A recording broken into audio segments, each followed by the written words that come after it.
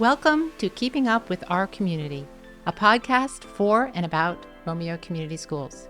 Each week, we will invite different guests to share insights about some unique aspects of our schools. This podcast is powered by the MIT TV of Romeo, Michigan. If you're looking to start a podcast for your business or personal use, look no further than MIT TV.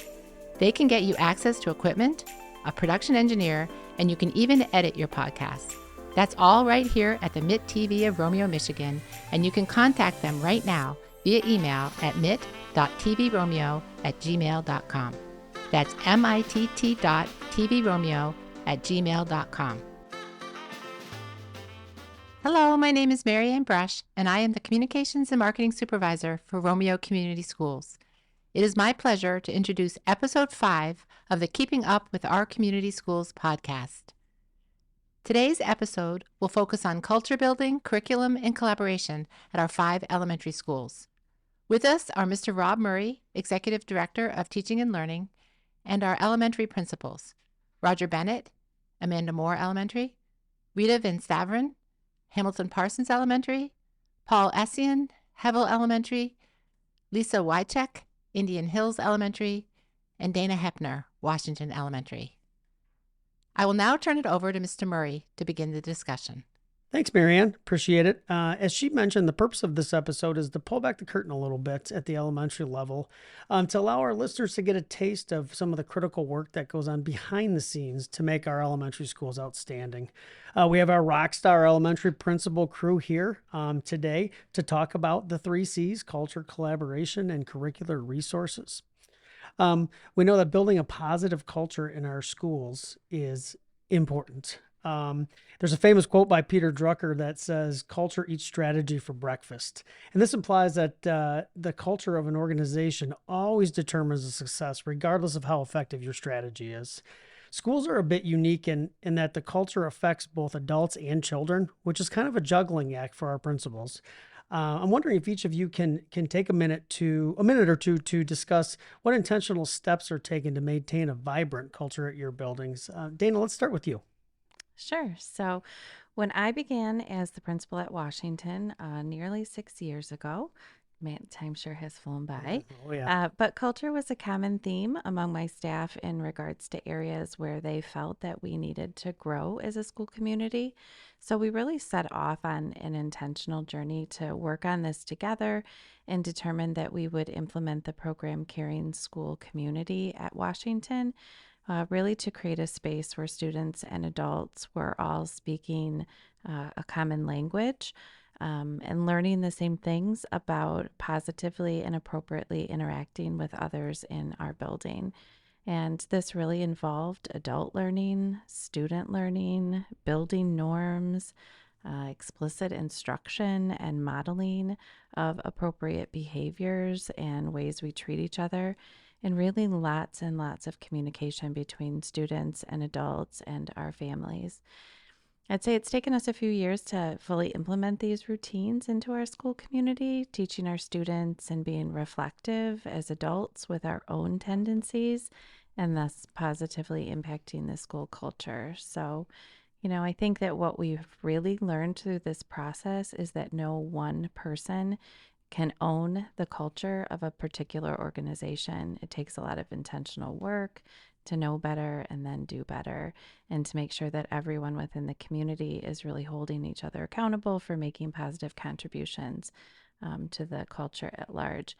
We hear this with our staff, but man, do we hear it with our little ones and the language that they use and the way that they talk to each other, and say, remember, we talked about being kind and those words are not kind. And you really hear it trickle into how they try to problem solve with each other as well. That transfer is when it's having an impact, right? Absolutely. Absolutely. We'll see kids saying, when you say hello to me, you need to look me in the eye. And, just really, really focusing on the language that we're using around our building and having common words of the week that are based on, how we can be responsible and how we can be compassionate and show empathy and all of those things. So, the work based around being a caring school community kind of trickles down into really everything that we do and sort of sets the stage for how we celebrate successes together and how we take on challenges with a positive attitude and focus. Thanks, Dana. For the rest of us at the table, let's take a few minutes, as she did, just to kind of tell us the work that's done at your sites around positive culture. Well, like Dana just said, it's really the people and relationships that make the culture of a building. And when all of those people are working in the same direction, I think that's when the culture really thrives. So at Indian Hills, we are a proud Leader in Me school. And Leader in Me is the program that gives us the platform to all be working in the same direction on the same goals. And I know each of our schools has a program or process like that. So at Indian Hills, we really base our culture on that Leader in Me transformation process. And if you've not heard of Leader in Me, you may have heard of the 7 habits of highly effective people. I know a lot of folks in the corporate world use the 7 habits from Stephen Covey. The Leader in Me program is the school-based program for that. And it's really about building some lifelong habits in kids and in all of us, really. Truly, the adults grow from it just as much, that help us to guide the direction of our school. So we do a lot with student-based leadership in our school. I have a lot of leadership roles for our kids. We have a lot of opportunities for our kids in school to engage in community service together, to uplift our school, but also the community around us. And it's really exciting to see. But it truly goes back to the people, because every year this process evolves for us based on the kids and families and staff members who are part of that. So I think it grows and evolves every year. And I know, Roger, you guys have a program in your school that also helps your school culture. We do. At Amanda Moore Elementary School, we have a self-created program. The team came up with the acronym PAUSE, and it's Positivity Always Wins.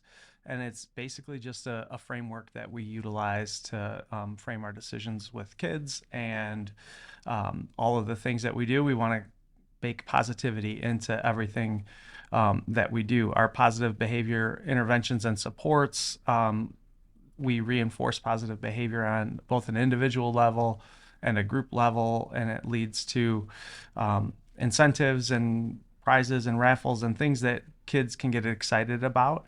But like everyone has already mentioned so far, it's all about relationships. We have, some internal processes that are just really important to us, where we have adults waiting at the door to greet every single child who walks through the door with a smile and a use of their first name. And we are able to catch those students who might be struggling that day, just based on that initial read of how they're coming into the building, and then connecting them with the resources that may aid and help them have a positive day. So that's what we do. I know Mr. Essien, you over at Hevel have similar things. Yeah, so I mean, a common theme that it seems like everybody has is it's the buy-in from everyone. That's thinking of your teachers, your students, any and every staff member that walks through the building, your parents that are coming in and out of it. So we've built a "We Are One Team" philosophy, and it's an inspirational character education program developed by Jim Basketball Jones. Program's designed to teach core values to help students adopt lifetime behaviors that promise personal and interpersonal goals. There's a lot of unique focus on how the students can be respectful, honest, grateful, caring, reliable, and enthusiastic. And so throughout the year, we celebrate the students as they're becoming more and more successful with this. The nice thing is we get a kickoff assembly from Jim Basketball Jones at the beginning of the year, and then he also closes our year with it, because he tries to get them ramped up for the things that they can do in the summer to continue their growth from what we've already managed throughout the year. So this year it was pretty cool. We actually had his son come out. He's starting into the program, and he kind of gave a quote about being a superhero versus superstar, and talking about how it's important to look out to help out. So it's kind of taking that mind frame of, it's not about me, it's about us as a whole. And so what can I do to help the person next to me be better? So we kind of spun that into our whole theme for the year, which has been super positive this year, building those characteristics around it. And so we actually had students that designed a shirt for us. So now we have superhero luncheons, where the kids get to have a Happy Meal lunch with me. They get a pencil, get a certificate, they get recognized in the announcements, and also recognized to the parents at home. So having all of that come together kind of brings together that whole everyone buy-in. And so, Rita, I know over at HP you have some stuff going on too. Yeah, we are in a different spot because I'm brand new, and I really had to come in and do a lot of listening and a lot of building relationships. And some of that was done organically and some very intentionally.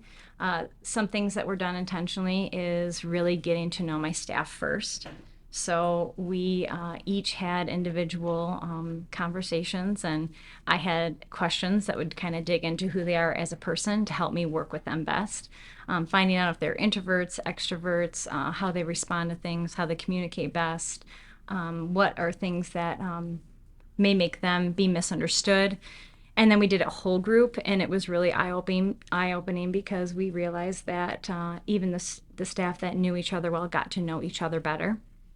And then that was that next layer of really getting to know our parents, because the more we understand our parents as a staff and as administration, we can understand our students better. So we had intentional coffee with the principal, and I just let it be a very open forum. But there was a very large turnout the first time. I think it was curiosity of me being new in the building. And then it went so well, I did it again for a second round, and a little less, but I would say the conversation went deeper. And then we had really intentional time with our students. So for our kids to feel safe and appreciated in our school, I felt like they really needed to know who their principal was.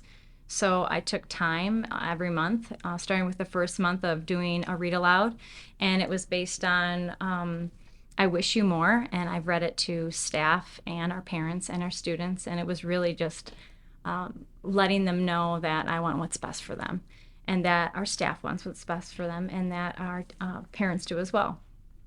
After I did that, a second round was me giving a promise to my staff and then to all the kids in the building, and I was very real. I said, I love you. I only read to my kids at home, and I'm reading to you.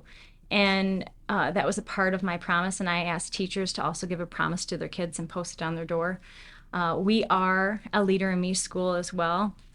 So as I'm learning about Leader in Me, I also put my own flavor on it because I come from a different community, and there are things that I learned from there that I knew worked well and were successful. So it was a hybrid blend of those. Something else that I'm really just proud of our building, and it was like, you can tell it was a well-oiled machine prior to me getting there, was we had a really great and successful PBIS model. Our matrix is set up where we have expectations in every area of our school, that being, or it's the bathroom or the hallway or the lunchroom.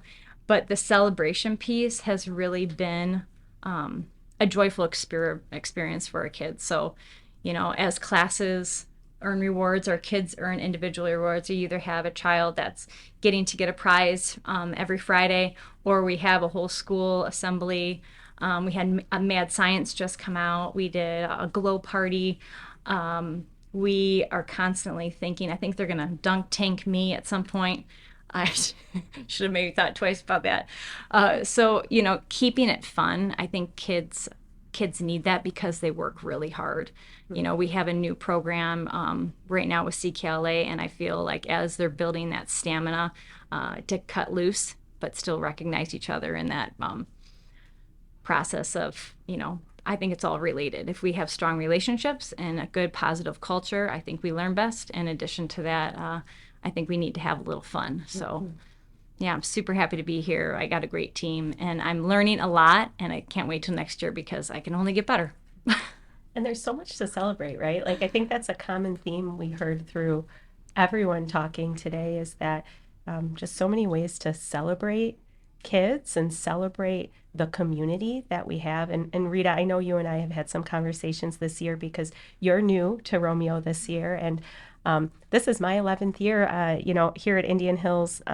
But to some, that still feels new, right? Roger's been here his whole life, and something that's so special about this community are those really strong connections and the way we celebrate one another.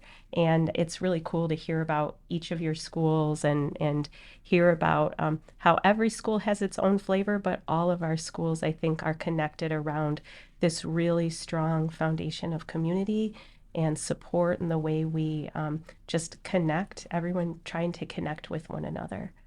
Well, thanks everybody for the enlightening conversation on how positive culture is built in schools. Let's shift to topic 2, which is collaboration. We all know that teaching is a tough job, and our teachers spend the majority of their work time alone with 5 to 10-year-olds, which is a challenge. And we also know that proper planning and preparation is the best way to ensure a positive learning outcome for our students. But no teacher can do it alone. Let's have a roundtable about the ways in which our teachers collaborate with each other and ultimately with our students, focusing both on in-building opportunities and across building opportunities. So floor is open. Whoever wants to jump in, go for it. Sure. I will. So, kind of to build, I think, on the conversation before about that culture and our teachers needing to feel supported, I think we've made some really intentional decisions about our schedule and how our teachers have time with each other. So I know across all of our buildings, our teachers have common planning times.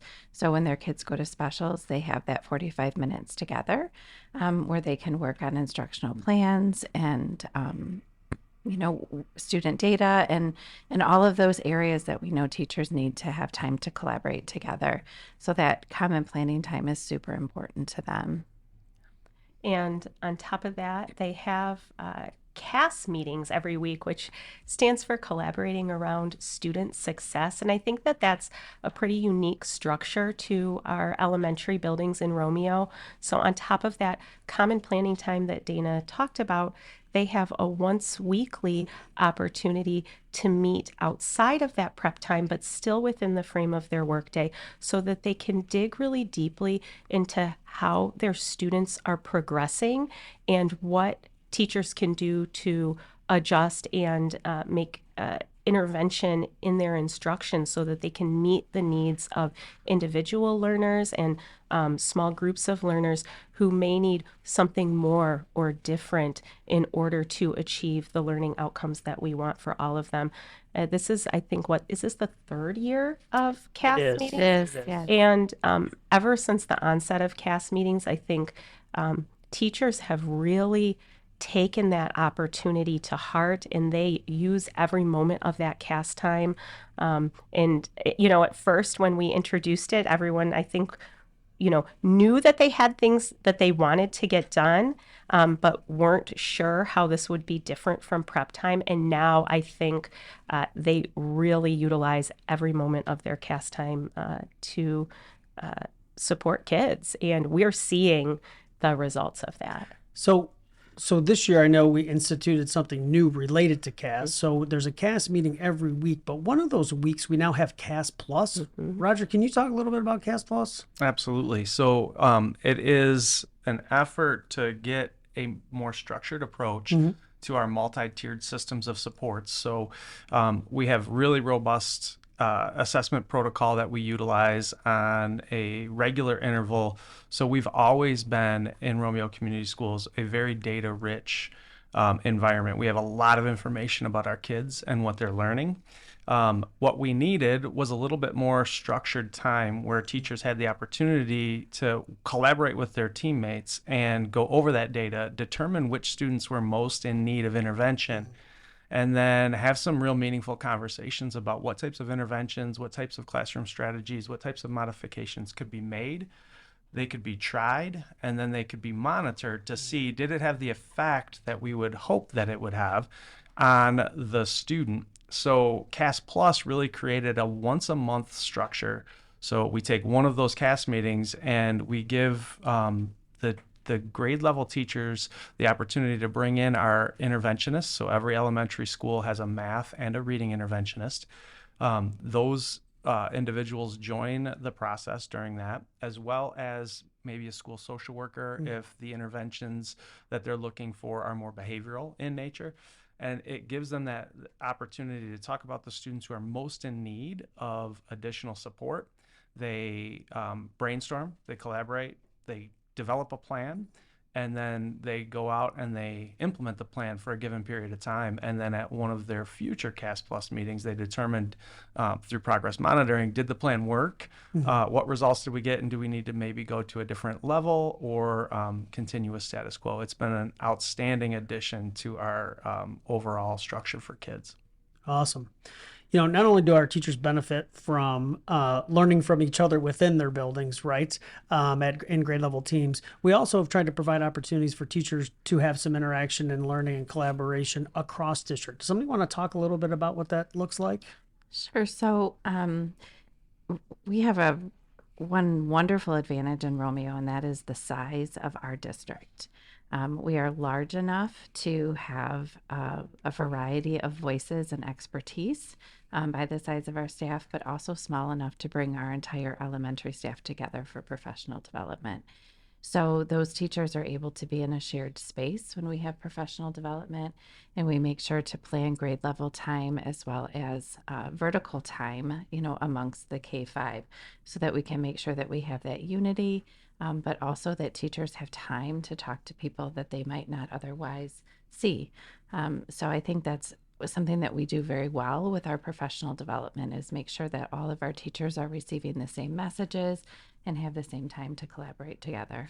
Yeah, when you think of a PD day, it's obviously about new learning, but most importantly, it's about that transfer, right? Taking that new learning and actually operationalizing it, right? And, many minds make light work. I don't know how that goes, but bottom line is having more folks in the room to discuss how it may look in a particular grade level and classroom is impactful. Yeah, and it's so great to hear teachers say, "Oh, that didn't really work for me," and somebody else say, "Oh, we figured out how to make that work." And Yeah. those conversations just really support each other and all of our students, in turn. Awesome. Anything we're missing? Go ahead, Lisa. No, I was just going to say, I think the synergy that Yeah. happens here is really exciting. And it's almost something that we're so used to. We just assume that it's like that everywhere. And then sometimes you find out that it's not. And just earlier this week, each of our buildings had some national coaches come in to work with us and our teachers on our new literacy curriculum. And so these are instructional coaches who work with teachers in schools all over the country on their English language arts instruction. And I know something that was true at each of our buildings is our coaches were so impressed by how well the teachers worked together. They were like, wow, your teachers really collaborate. Wow, they're really on the same page with one another. And they hit the nail on the head when they said that really ensures as consistent an experience as possible for your learners.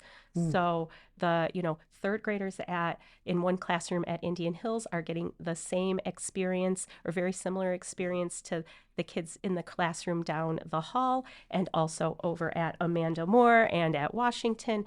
And we said, yeah, of course, because our teachers love working together, and they take that opportunity. And I think we just sometimes take for granted that is our reality here, and it's a wonderful reality. Yeah.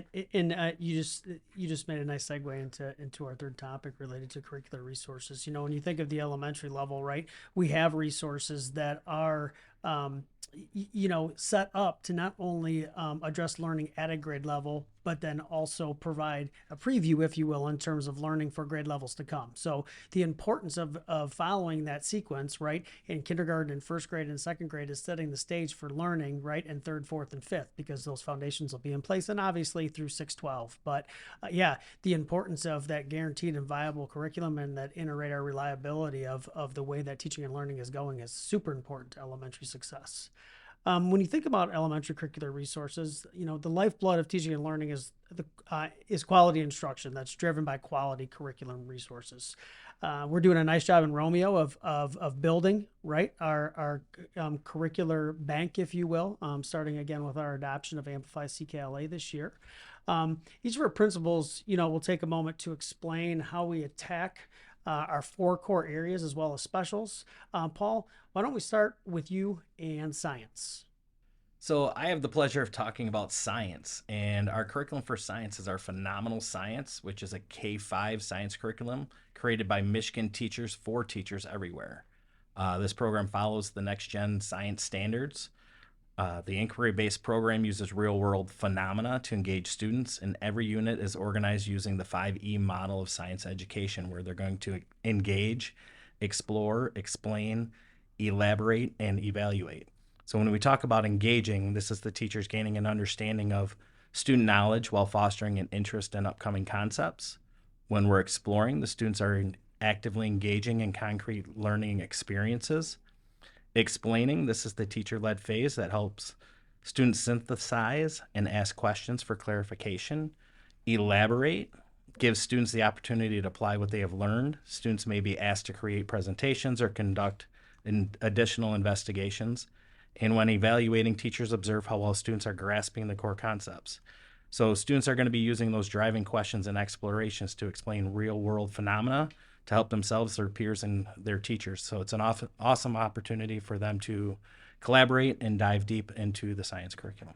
Paul, don't you just love how when you walk into classrooms and they're doing science, like the kids are actually doing things? I mean, that's really what I think of when I think of science. Yeah, It's not just a book, right? Yeah, as a former science teacher, it's another nice shift to where the kids are back to that hands-on piece and really feeling the science and being a part of the science, as opposed to just reading about it or seeing it on a video or different things like that. So it definitely leads to a lot more fun for the kids and opportunities for them to explore different experiences. Awesome.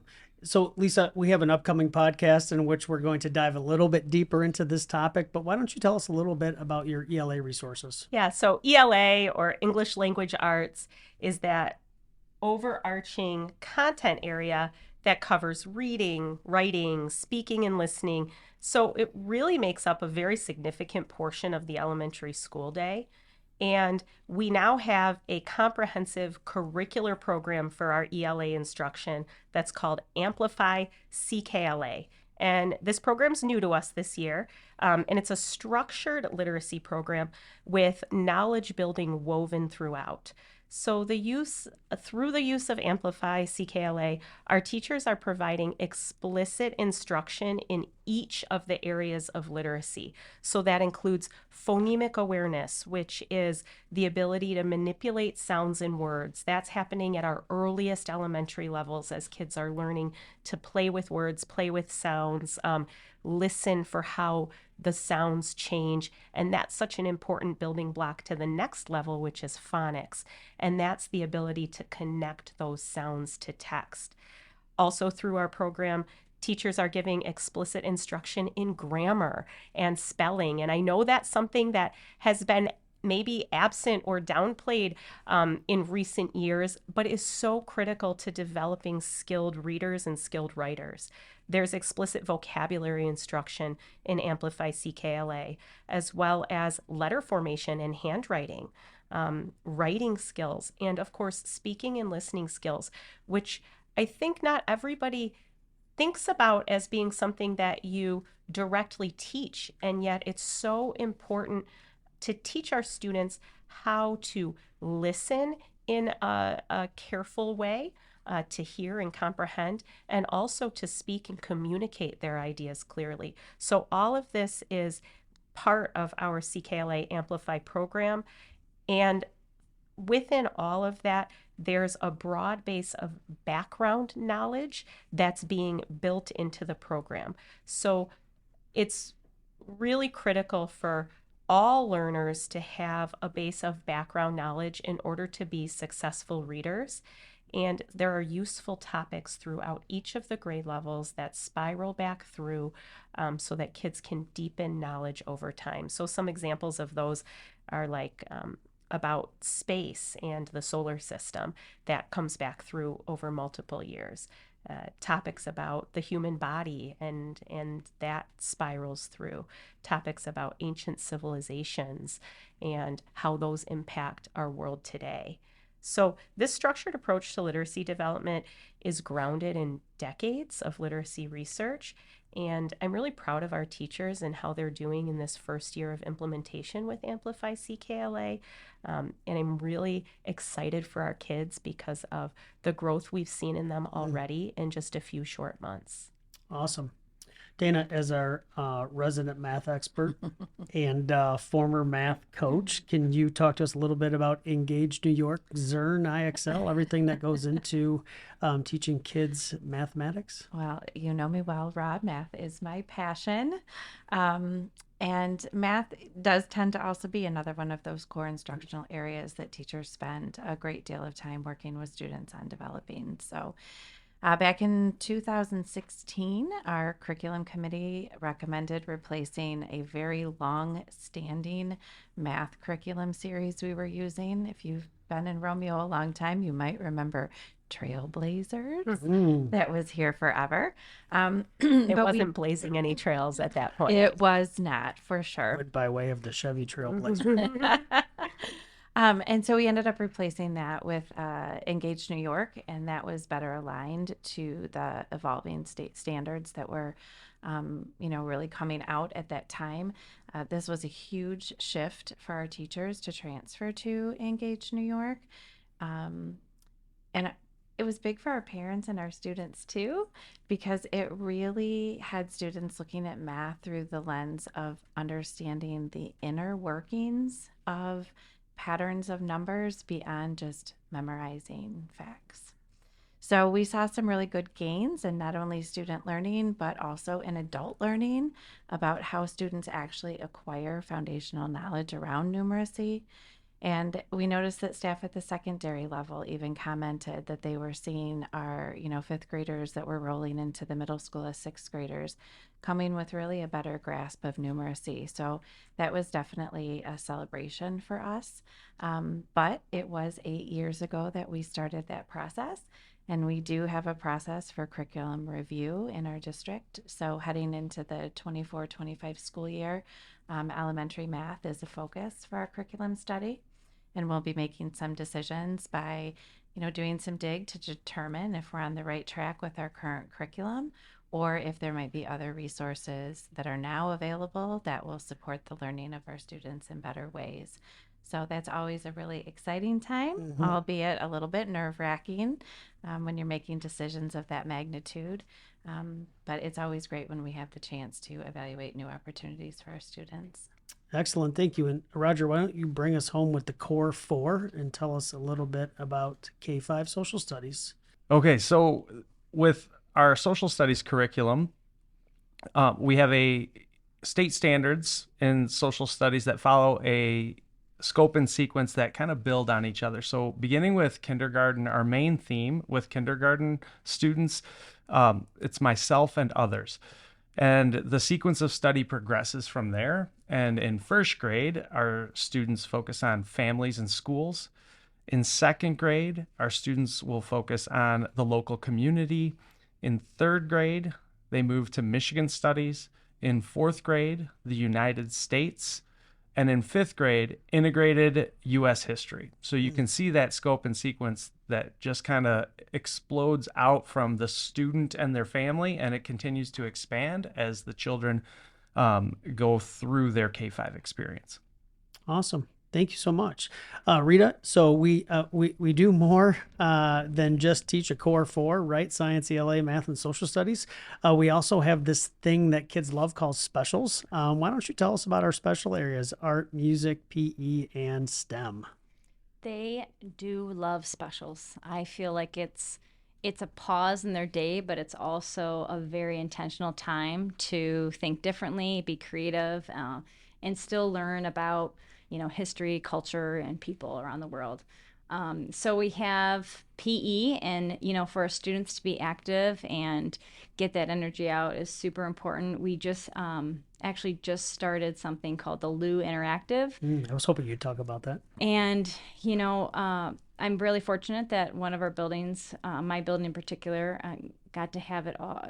There's kind of a progress in which everyone will be receiving their Lou, but we have ours now. And I noticed that my PE teacher is exploring and being very interactive with our kids every time I walk in there. So So what is Lou Interactive? it's a high engagement technology projection that is something that our kids can interact with, but they also they can record themselves with, they can, there's been like transdisciplinary learning with it. So sometimes it'll have like math problems and our students have to hit the ball on the correct answer to a math problem. Most recently, we had students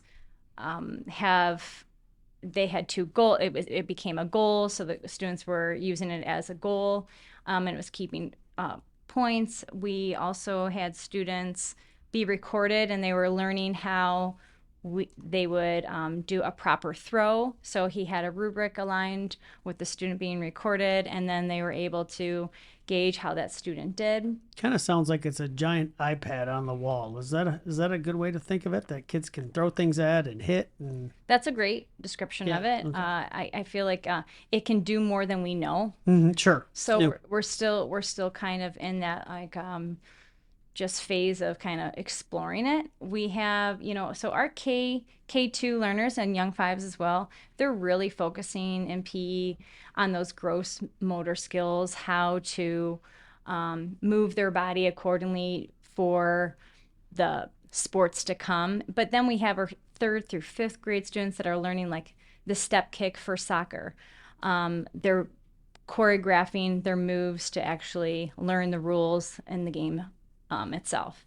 There is also a huge emphasis on that social emotional development, a lot of sportsmanship, being a good teammate. Handling defeat. Yes, and our kids need that because they go out to recess and they're applying those same skills. So to have that really hit home in PE has been really helpful in transitioning when we're going outside. So, it's super fun for the kids, but there's a lot of learning that's happening there when it comes to the social emotional piece, but also the physical aspect and knowing what's going on.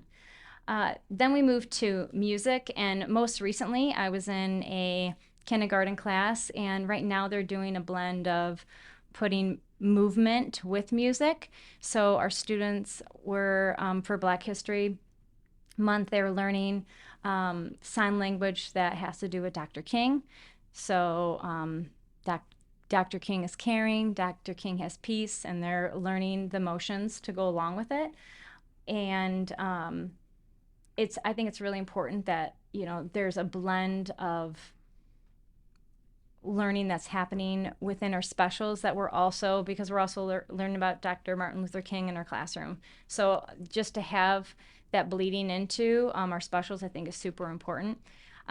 We've also been able to, in our school at Hampire in particular, get some new instruments. I mean, instruments are, just for one instrument is very costly. So to have that support for our students to get their hands on instruments and know how to use them properly has been, really great for our kids to have exposure on, culture, different artists and history of music. And then we go into art. And with art, for them to just explore the world around them with people, history, and to be inspired. I've, coming from another district and being exposed to different classes, it's really something I'll always notice is how often the kids are producing art, and the amount that the kids are producing is very exciting. And that really tells me that number one, the program is done well, and the prep is also done well. Because if you're able to get kindergartners to produce a full painted piece in one class period, then that's really great for our kids, because that means they're learning fast, but it's also super effective. So our young 5 to 2nd grade, they're really diving into the introduction to elements of art and the principles of design. And then we have our 3rd through 5th grades that they're really refining their development of art, and just learning that it's really a universal language that connects us all, and for them to just bring imagination to life. I can't say I've seen a piece of art that I didn't love when it comes to kids' art. I think it's been a really great way, again, to help that social emotional piece for our kids to express their feelings. Sometimes, I know our kids are using the skills they learned in art to really share what's going on, in their heart and mind. And I appreciate that they have that skill as another coping strategy to tell us what's going on in their life. So, super grateful for specials, for those outlets that our kids need, and our teachers are teaching them those outlets. Then we have STEM, and STEM stands for science, technology, engineering, and math. And really, I think the coolest thing I have found myself like in the middle of is the kids were doing the teaching. In one particular class, they were creating a game, and I didn't hear the teacher have to say much because the kid's like, well, I know how to help you with that door. And no, this is how you get them to walk from point A to point B. And the kids were doing the teaching. They totally have choice, voice, and ownership. And as we were talking about that new model of CKLA, when you're in a brand new curriculum, it's really hard to veer off. You have to really, read the script and make sure you're doing it just as it is. And it's hard to have those opportunities for sometimes students' choice and voice and agency until like the teacher knows it really well. And what was happening in STEM was super awesome because our kids are super tech savvy and super interested in making games. It was really speaking to like just where they're at in their life right now and in where we are in society. And they focus on the 4 C's in the curriculum, which is creativity, collaboration, critical thinking, and communication. So our K-5, our young 5s to kindergarten learners, they start with designing 3D shapes, designing animal adaptations, and then the progression gets more rigorous when our students start coding, making mini golf courses, using Bloxels. I feel like every time I go in the STEM room, they're using different equipment, exploring with new materials, and it's exciting. I mean, whether they put together a small system to make a switch go on and off and a fan is lit up and they turn the lights off and everyone's fan's going off. And for that one kid that doesn't have a fan, you feel really bad for them. But they get it eventually. They get it eventually, and they're helping each other get it. So right before a teacher is moving in that direction to help guide, a student is saying, hey, make sure you want to fix that one piece of the fan so it's not up straight, it's flat, and they're helping each other solve the problem. And to have kids helping each other solve problems is always an exciting thing to see in the classroom. And I know that's happening everywhere, but it's something I noticed right away in a couple of lessons in STEM. So was there anything else? No, I think you got it. One last thing I want to mention about specials related to our bond is that all of our special spaces at the elementary level will either be new or rejuvenated moving into the middle of next school year. So that's super exciting as well. Rita, I know that that Hampar has benefited from that, Yes. on the front end. And it's a space that's loved near and dear. But yeah, the idea of new furniture, new equipment, and for some buildings, a brand new space is super exciting related to special. So if they were cool before, they're going to get a whole lot cooler as we move forward. So. All right, one last piece about curriculum is related to the intentionality that the district takes towards ensuring that we're providing our kids with the best curricular resources that we can. This is the 3rd school district that I've worked in, and it's the first time that a cycle of interdependence has been developed, a curriculum review schedule, if you will, all the way through 2029. And so not only does the district have a plan to secure high quality resources, but we also have a plan to review them periodically to make sure that there still can be guaranteed and viable. And if not, we look for materials that will give us that return on investment. So, we're super, super fortunate to be in a part around, you talked about the 4 C's earlier, Rita, around the 3 C's, curriculum, collaboration, and school culture. And that's what goes into making our elementary schools outstanding. So a big thanks to Lisa, Paul, Rita, Roger, and Dana for sitting with us today. And we'll talk to you soon. Thank you so much for your insights. It's good to hear directly from each of our principals on how they work collaboratively to ensure elementary students throughout the district are receiving the same level of instruction and services within such a positive culture and environment. I'd also like to thank our listeners for tuning into this podcast. If you haven't done so already, we hope you will take the time to listen to our earlier episodes on the upcoming election millage renewals, the strategic plan, and the first in a series on mental health and wellness. Next up, we will be hearing from other leaders in our district, in this case student leaders at Romeo High School, who will share with our listeners why they have taken on their respective leadership roles and the difference they make in building a positive culture for their peers. Thank you for joining us, and tune in next week to keep up with Romeo Community Schools. This podcast is powered by the MIT TV of Romeo, Michigan. If you're looking to start a podcast for your business or personal use, look no further than MIT TV. They can get you access to equipment, a production engineer, and you can even edit your podcasts. That's all right here at the MIT TV of Romeo, Michigan, and you can contact them right now via email at mit.tvromeo@gmail.com. That's mitt.tvromeo@gmail.com.